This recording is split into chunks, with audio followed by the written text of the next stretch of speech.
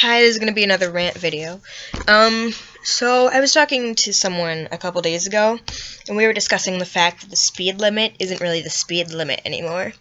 Because you often see people on a road that says like 45, they'll be going 5 over 45. And then they'll be like, oh, you know what? Since 5 over 45 is okay, why don't I do 5 over 5:45? If that made sense. They go 10 over 45. And so then we got people going 55 in an area that's supposed to be 45. And essentially, if everyone is going 55, then that's sort of okay. But the problem is some people want to follow the speed limit, and if they're going 45 miles per hour and other people around them are going 55 or 60, then they feel generally unsafe. You shouldn't feel unsafe for following the speed limit. That's a problem when the speed limit doesn't feel okay, because there's a reason that it's set like that. But I guess also in addition to that, I was just thinking that a lot of times, actually most of the time, you don't hear about high-speed accidents. Like, there aren't people getting in accidents because they're going too fast. There are people getting in accidents who are texting while driving, or driving drunk, or just being generally distracted.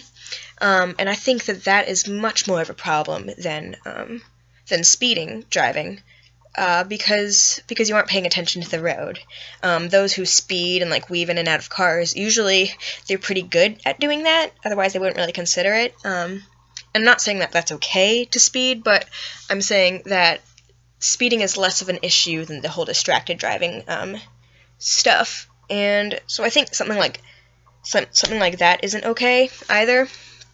For the same reason that the speed limit shouldn't feel not safe. I think that cops should not be pulling people over for speeding most often. They should be pulling people over for texting while driving, or if they notice that they're drunk while driving, or people who are generally not focused on the road, like if they have a cat in their lap or something, or they're videoing, I don't know. But I think that in addition to pulling people over for speed, because yes, that can be dangerous, I think that a bigger problem is the fact that people are distracted driving, and that's bad. Also, just random thought that I thought of here, there's that whole issue with people talking about how if you're raped, then the rapist has like child rights possibly, and they can go to court to have the child taken away. And people are like, oh yeah, that's justification for abortion. And I'm like, well, that's not really the problem here. I think the problem is that the law has to change. The law that allows the rapist to have some sort of custody over a child when he violated the mother. I think the problem here is not that